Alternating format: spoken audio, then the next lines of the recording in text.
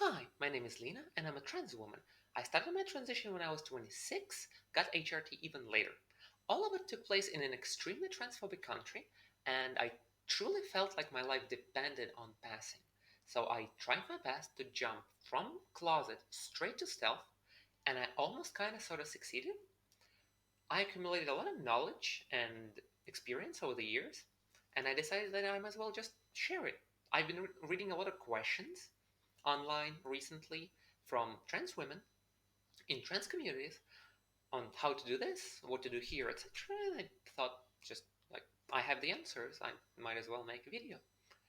This video is about clothes. Quick disclaimer, this is not a video on how trans women must or should look. This is my personal experience at maximizing passing. If you don't feel you need passing, it is not important to you, then it's not important. This is unfortunately wasn't my situation. I felt deep, profound fear and dread for not passing, so I did it out of necessity. Once again, just my personal experience, nothing more. So let's begin.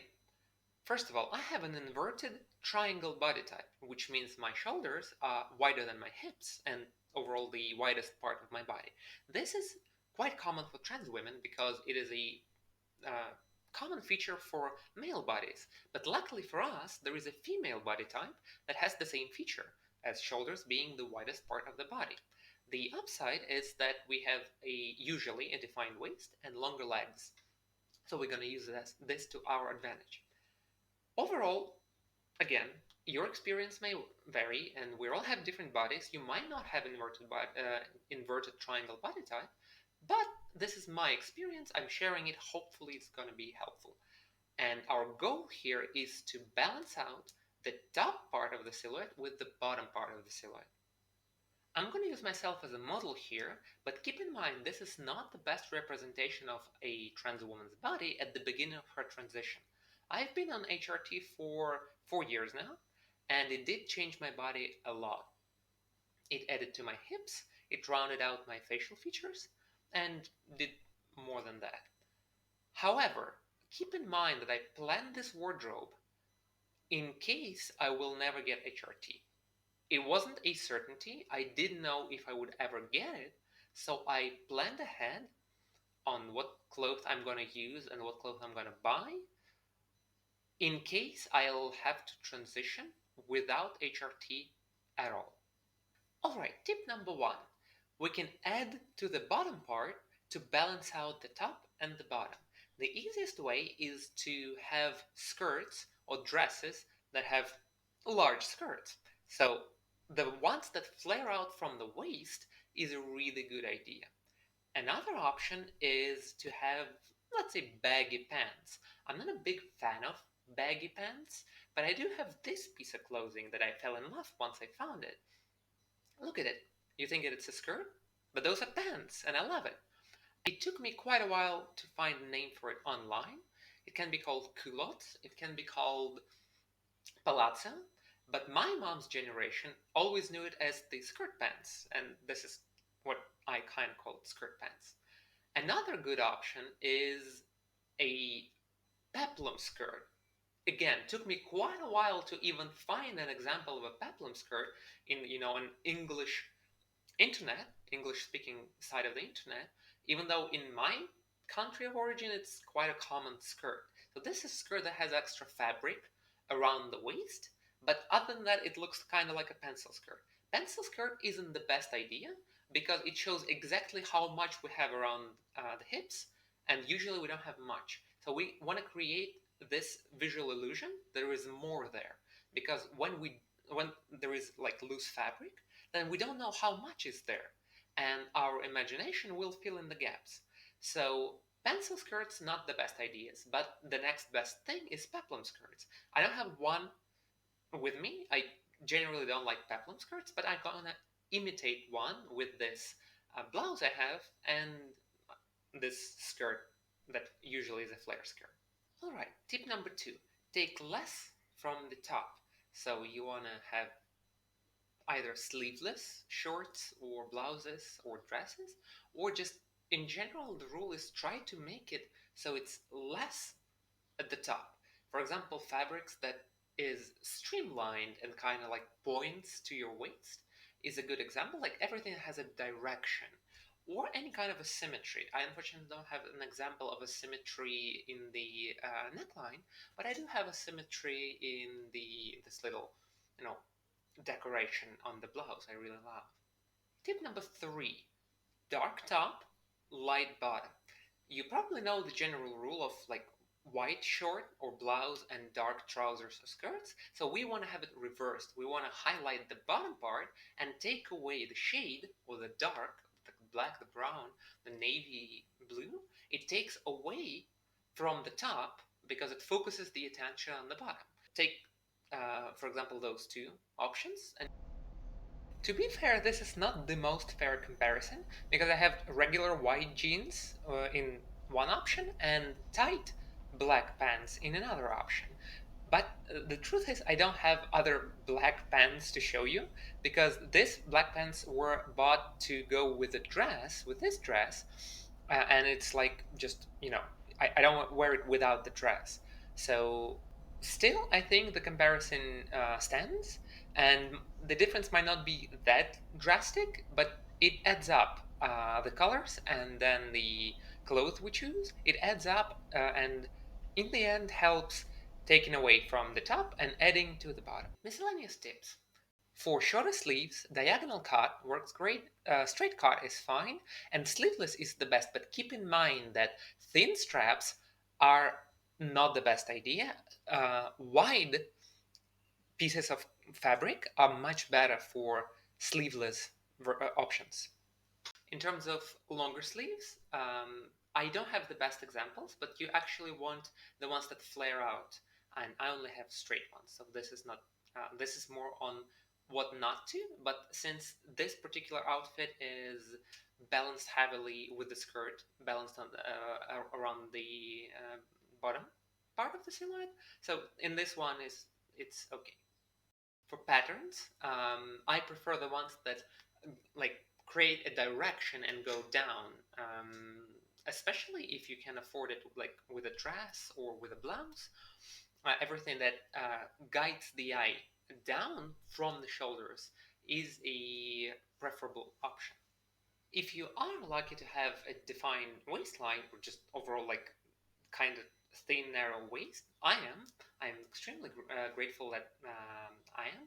And in this case, you want belts. Belts are amazing, both thinner belts and thicker belts. Wider ones, doesn't matter. Like belts are a good idea. And one more thing, cardigans are just the best. This is my best piece of clothing. Some of them are straight falling, and it is fine. But my favorite ones are that have this hourglass shape to them because they are sewn in a way that the waist is defined. And this one isn't actually, but I achieve it with a belt. So yeah, in short, cardigans just the best. For coats, trench works fine, and especially if you can tie it tighter around your waist. And another option I found, this was my first piece of clothing I ever bought for myself, and might be my favorite. This coat is like a fall autumn coat. I love it a lot, and the best part of it is obviously that also flares out from the waist.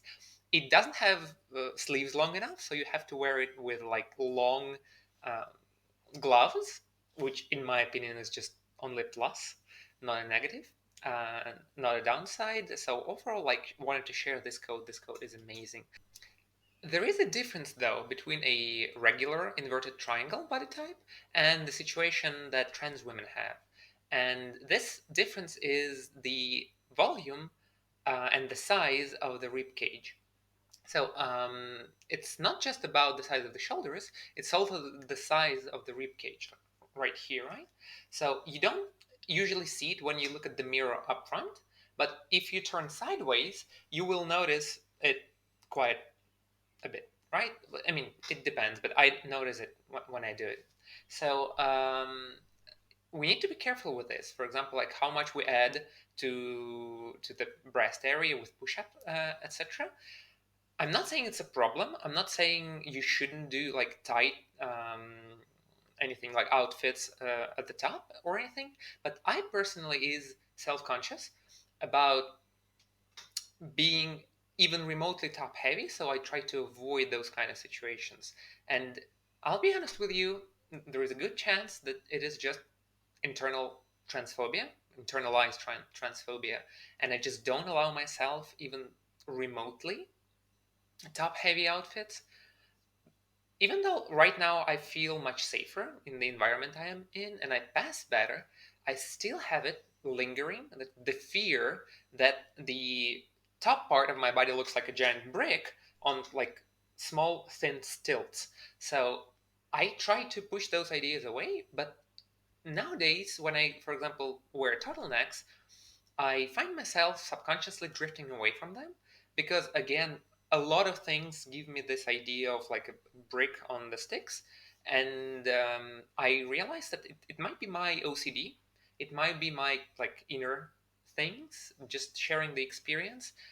Um, it might happen, and there is a very hard to define line whether it is in our head or actually the outfit is top heavy and it will be detrimental to passing.